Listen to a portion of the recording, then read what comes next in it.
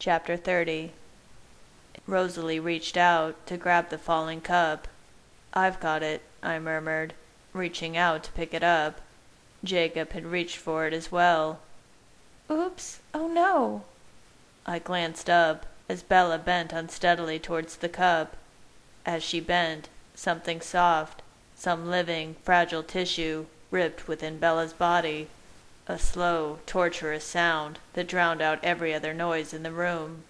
The sound was wrong, so dangerously out of place in her body. "Oh!" she gasped, and I watched in horror as her body went completely limp.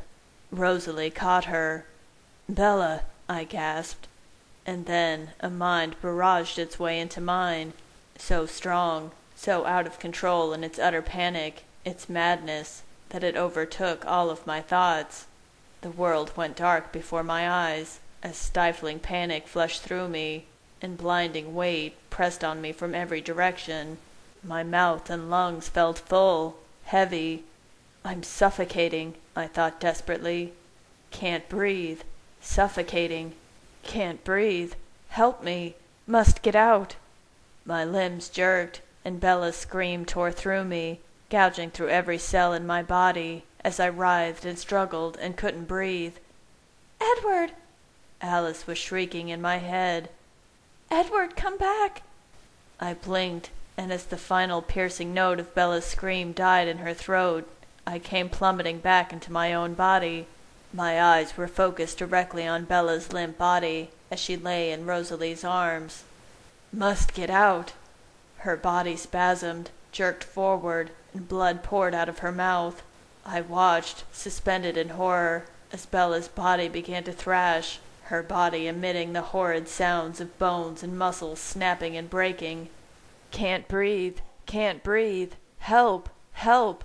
My God, I need to move! Help!" This was it. My mind finally processed what was happening.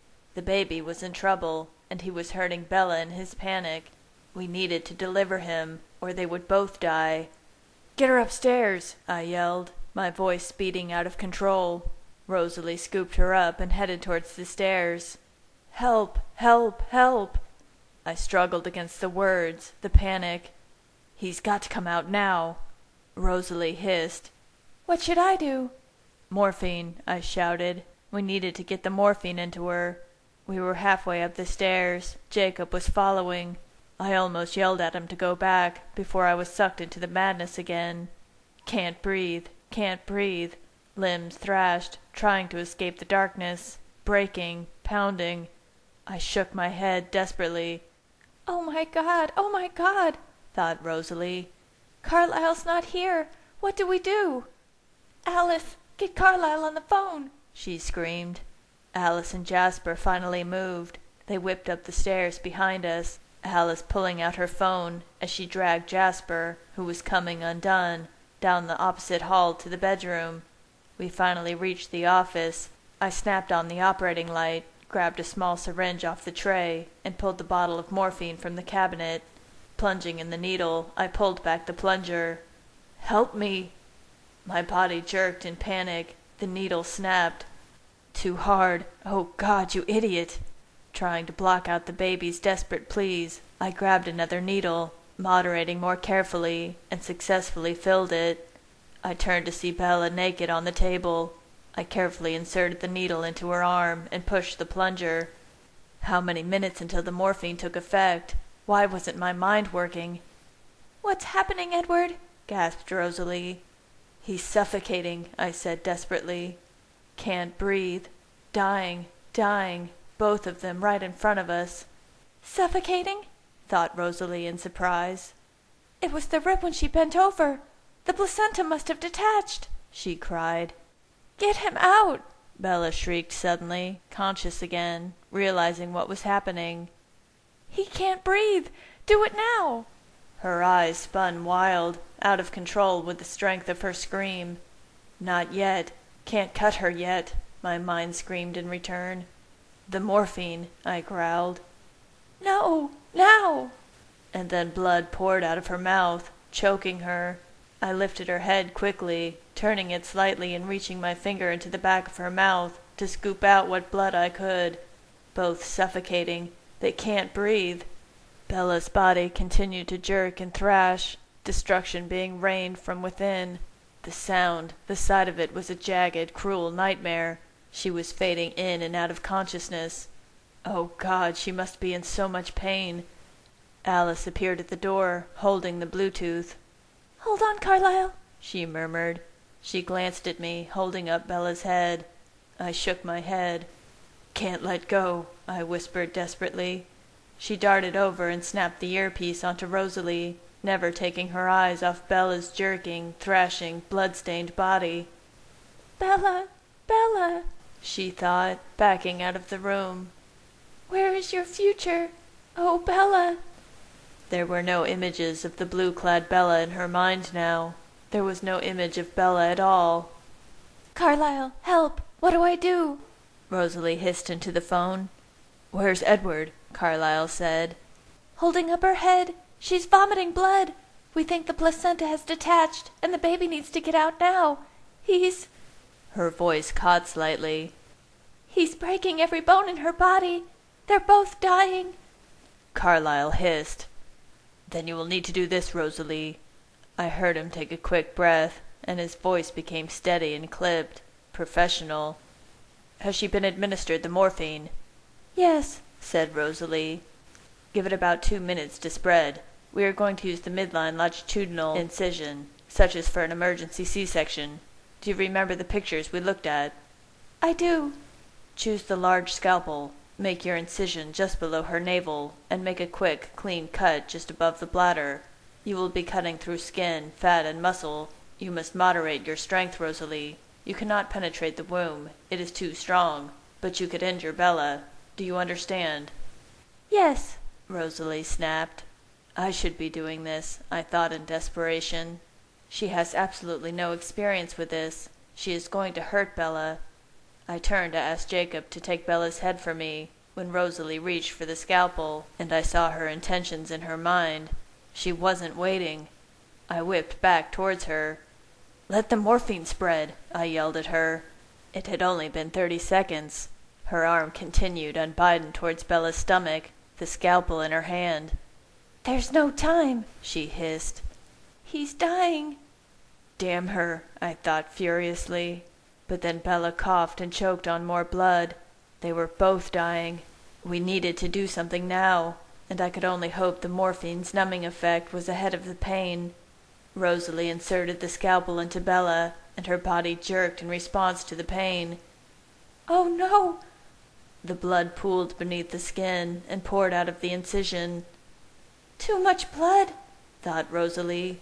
I glanced up sharply. What did she mean? Had she cut Bella too deeply? She was frozen, staring down at the incision. "Too much blood!" Her thoughts screamed at me as her mind began to slip away, and I realized what was happening. Her thoughts splintered as thirst tore at her throat. Burning fire seared through her, and instincts too long suppressed raged forward. As her lips pulled back and she succumbed to the need, she threw one last rational thought at me. "Help me, Edward, please." "No, Rose," I cried. "Rosalie?" Carlyle yelled into the phone. "We're coming, Edward." Alice and Jasper were flying down the hall towards us. I glanced down at Bella. She was barely breathing, even with her head propped up. I couldn't put her down. I calculated that if I let go of her head, I would have about enough time to land one crushing blow to Rosalie and then catch her before her head fell. Hopefully it would be enough to stave Rosalie off until Alice and Jasper came. I lifted Bella's head up as high as I could, readying my body, and then Jacob was flying across the table, smashing into Rosalie and slamming his hand into her face. "No, Jacob, she'll kill you."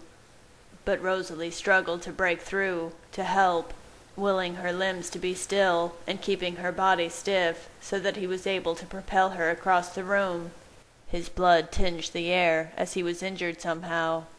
"We're here," Alice thought from the hall outside the door, and then Jasper froze before her as the scent, like a wall of blood, hit him full force. Alice let out a small scream as a vision flashed in her head of Jasper holding out his blood-stained hands in front of him. She whipped out in front of him, pressing her hands to his chest. "Go!" she cried. "Go back!" He turned and stumbled away. Jacob continued to grip Rosalie's face, and he began to swing her body out, his foot pulled back to kick her. "Make it count, dog," Rosalie thought. His foot slammed into her stomach, and she took it full force, sliding across the floor and slamming into the doorframe. I heard Carlyle shout, "Edward, we're coming," before the Bluetooth smashed and broke. "Got her," thought Alice, her hands on Rosalie's throat, her mind steeled to do whatever it would take to stop her. But Rosalie was passive. Alice clung to her, their throats burning in painful unison. "Alice, get her out of here," I yelled. "Take her to Jasper and keep her there." As Alice dragged her out, I turned in desperate realization, and my eyes bore down on Jacob. Rosalie was gone. Carlyle was gone. No Alice by my side. It was just me and him. Perhaps it was always meant to be this way. We were always meant to save Bella, both of us. We couldn't do it alone. We had to do it together. "Jacob, I need you." And I had never meant it more. I glanced down at Bella's head, cradled in my hands. She was turning blue. She was not breathing properly. Blood must be in her lungs. "Help! Help!" The baby's cries were growing more splintered and incoherent, losing consciousness. No! Oh, God! I could hear Alice, Jasper, and Rosalie yelling and struggling with each other down the hall. Jasper's phone was ringing, and I knew it must be Carlyle. I thought of the panic he and Esme must be facing. My mind was pulled and battered in every direction of panic and madness. I stood there in the center of the chaos, and knew that I could not save them this way. Stop! I needed to block it all out, let it all go, and just believe in what I knew I had to do. I pressed back at the madness, the desperation, letting the cool determination stake claim, writing my thoughts and pointing me to my only purpose: get him out quickly and safely, and save Bella. I will save them. I turned swiftly to Jacob, praying he had some knowledge in this area. "CPR?" "Yes." Jacob was studying me, judging my control. "Stop wasting time." "Get her breathing," I snapped. "I've got to get him out before—" Suddenly I heard a horrible, blinding snap from within Bella's body. The baby's now incoherent panic blasted through me, and I let it sweep me up for a fraction of a second before pushing it back out. Bella's legs fell limply against the table, useless. "Her spine!" I gasped. Her perfect, fragile body snapped in half, ruined. Oh, God, the chaos! "Get it out of her!" Jacob screamed at me. He threw something towards me, the scalpel. "She won't feel anything now." His fury pulled me back out. Jacob bent and started giving Bella mouth-to-mouth resuscitation. I moved around the table. Rosalie had only inserted the scalpel into Bella. She had never made the full incision. Staying focused, I very carefully pressed the scalpel to Bella's skin and made a clean slice all the way down. At one point, her stomach jerked too hard with the child's struggles, and the edge of the knife hit against something hard. The womb. I tried to block out the child's fading cries, tried to stay focused. I pressed Bella's skin aside and saw the glimmering white dome, so alien and out of place in her body. It looked so very smooth, giving slightly here and there to the baby's weakening jerks and thrashes. Blood lay in shimmering droplets all over it. Mustering the strength of 1,000,000 seconds spent with Bella and the call of her scent, I leaned over very slowly and pressed my mouth to the womb. Blood covered my lips, my face, touching my tongue. I didn't acknowledge it. I bared my teeth and very carefully bit into it. My teeth went through it with very little effort. It was like vampire skin, but a little softer, and it was warm. A new taste filled my mouth, salty and sweet, the dark waters the baby had lived in for those weeks. I brought my teeth together and pulled to the side a little, hearing the tearing sound as the skin of the womb pulled apart. I moved my teeth down lower and sunk them in again, pulling the opening further apart. Careful, careful. Don't catch the baby on your teeth. Moving further down, more pulling. Then one more time. I heard Bella cough suddenly and pull in a ragged breath. Heat and relief surged through me. Almost there. We're going to do it. You stay with me now, Bella, Jacob was shouting. I straightened up and put my hands on either side of the rough opening I had created. I curled my fingers around the skin into the wet, warm interior and pulled the opening wider. Something was moving, turning inside, and suddenly a small, soaking wet, wondrous hand struggled its way out. I gently touched the fragile hand, the small translucent fingers, and then reached my hands into the dark interior, feeling a head, a slippery body. I pressed my hands under two small arms, using my fingers to steady his head, and gently lifted. He rose up from the womb, dripping, trembling. She, a girl. I held her up in front of me under her arms. She was so small, a perfectly formed miniature angel, and she was warm, so warm. Her mind was screaming against the brightness, her eyes pressed closed. Her body convulsed once, and then she pulled in a ragged breath. She held it for a long second, and then began to pull in short breaths in rapid succession. The umbilical cord hung from her, damaged in the struggle. I leaned down and quickly sliced it off with my teeth. When I straightened back up, she was still. She opened her eyes, and although her breaths were still rapid and her heart beat furiously, her eyes were gentle and calm, a deep brown ocean stretching towards an endless horizon. Bella's eyes. She blinked a couple of times, and then in her head I heard not someone else's voice, but a new voice, lilting and small, a perfect bell. Her voice. Edward. Her eyes were locked onto mine. Renesmee, I breathed. She blinked again. Renesmee. Let me, Bella whispered. Give her to me. I moved closer to Bella, laying Renesmee on her chest, as a human doctor would, because Bella was human, and this was her baby. Bella was so weak she could hardly move her arms. They moved up slowly to curl against the baby's soft body. Renesmee was watching Bella, drinking her in, immersed in her own kind of wonder. Bella, she thought. Bella. Bella's eyes gleamed, and she made a small, comforting noise to the baby that swelled my chest with love. Renesmee, she murmured. So beautiful. Renesmee was blinking slowly at her. Warm, she thought. Soft. And then unexpected, the flare of pain in her throat.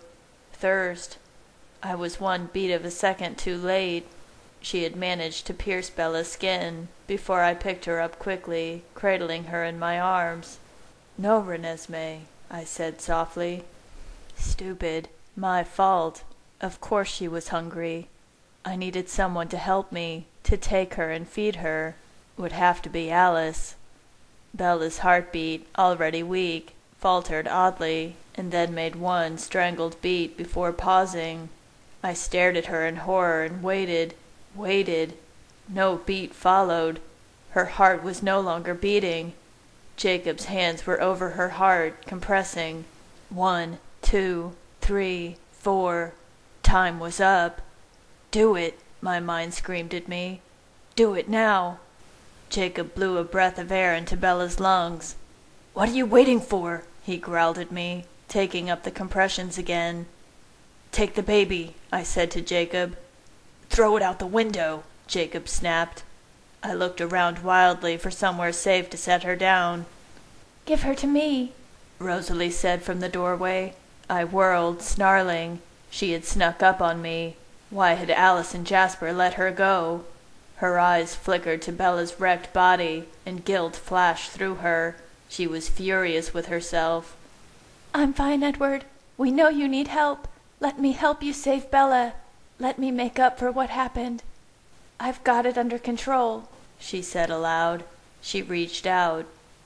Give me the baby, Edward. I'll take care of her until Bella's... Better. I swept her mind quickly.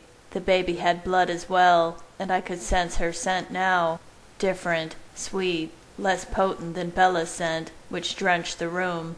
But Rosalie seemed safe and in control, and there was no other option. I carefully laid the baby in Rosalie's arms. She gasped slightly, hugging the small body to her own. She lifted her eyes to mine. Go, save her. I know you can do it. They'll both be okay. And then she left. I turned and looked at Bella. Start at the neck, direct as possible. No, wait. I turned and then moved, as if in slow motion, towards the silver tray on the table next to the bed. It was as if the air was thick, impenetrable, trying to hold me back. I couldn't go fast enough, and the artificial beat of Bella's heart under Jacob's hands was all I could hear. Finally, I reached the table and picked up the large syringe. No time to decide, to think, just do it. I turned to Bella's body. "Move your hands, Jacob," I said quickly. His eyes flickered towards me. "What's that?" I pushed his hands out of my way. "Careful, careful now. Between the ribs, use my fingers to guide. Don't break it. Not too far, just into the heart." "My venom," I said. I pressed the plunger down, feeling the venom push into the heart. I prayed it was still viable.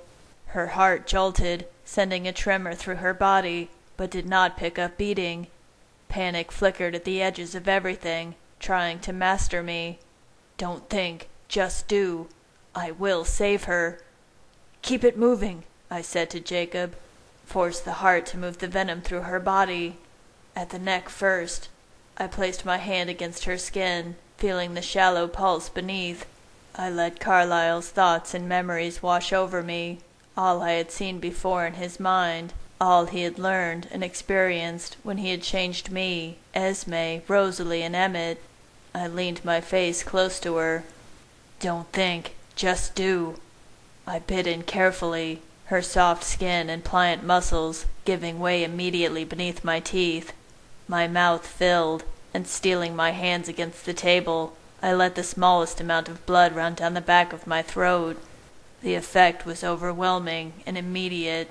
Hours and hours of time spent building walls within my body, perfecting my control over my impulses, fell away in the immediate, overwhelming face of brute instinct. Fire roared down my throat, and venom gushed into my mouth. I held still for a moment, letting the venom seep into the wound.